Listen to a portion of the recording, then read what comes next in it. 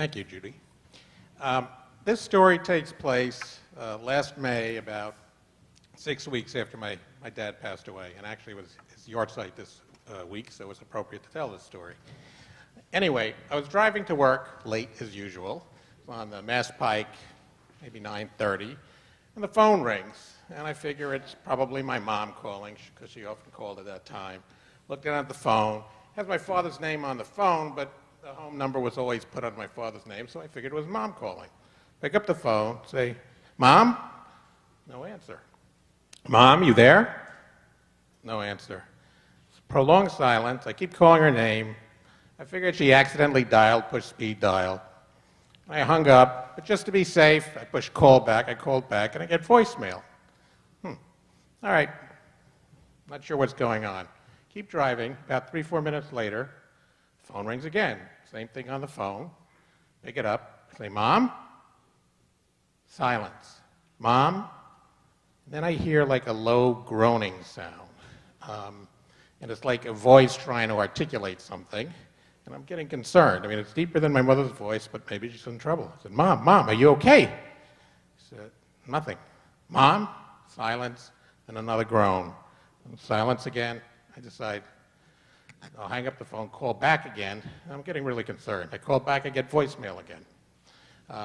It's a couple minutes before 10, and she has an aide that comes up at 10 o'clock. I immediately call the aide, and I said, "Are you at the apartment?" She says, "No, I'm in the parking lot. I'm on my way up."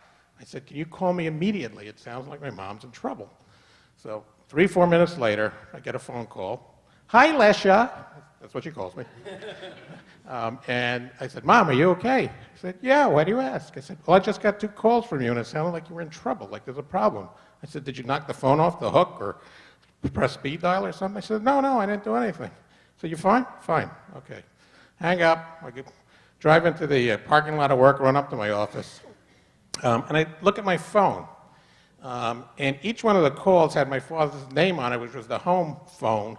But, on the iPhone, there's a little label underneath. The first two calls were from his mobile phone. Now, I know my brother and I had not disconnected my dad's mobile phone, and I couldn't figure it out. I called my mom. I'll shorten this part of the story. We ascertained that the phone was in the house, the mobile phone. It had not been used. It was still operational. The number hadn't been given up. I had these 2 strange calls from my father's mobile phone. Anyway, day gets busy. I go home that night. I go to sleep. And middle of the night I would call it a vision, because usually in dreams things happen, things move and change. But this was a very static image.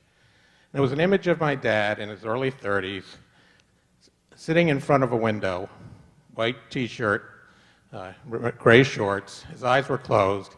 And at this stage of my life, my dad was a Holocaust survivor, and he had a lot of PTSD syndromes. It was very anxious and conveyed a great sense of anxiety. But here he was, sitting in front of a window, this warm, hazy light infusing the room, and he had this just very relaxed, beatific look on his face. His eyes were closed. It was just this moment of real peace. It was really beautiful, and it felt like some kind of message. Anyway, get up the next morning, run to work. I hadn't told anybody in my family any of this until I came home that evening. And that evening I come home and I tell Trudy and my middle daughter Ariel, I said, "Look, I had these 2 incredible things. I mean, the first one just seemed so weird and I couldn't figure it out. And then I had this dream, and it felt like Dad was trying to reach out to me. I mean, I know that's not the case, and it sounds weird and all, but that's what it felt like." And at that moment, my youngest daughter walks in the door, Lila. And while Lila's an artist, she's not an artiste. She's extremely concrete. And she doesn't make things up. And at that point, Trudy says to Lila, "Well, Lila, why don't you tell Dad what you told me when you took the dog for a walk this morning?" She said, "Well, what are you talking about?" I said, "No, what did you see outside on the front lawn? Just tell Dad," because she hadn't heard any of the story. And she said, "Oh, that." So I said, "Well, tell Dad." I said, "Dad, I saw a ghost on the front lawn." I said, "You saw what?" I said, "I saw a ghost." I said, "What do you mean you saw a ghost? What did it look like?" "It looked like a ghost." I said, "Can't you tell me anything about it? I mean, what kind of ghost was this?" "Dad, leave me alone. It was just a ghost. Mom, what's for dinner?" Whoa.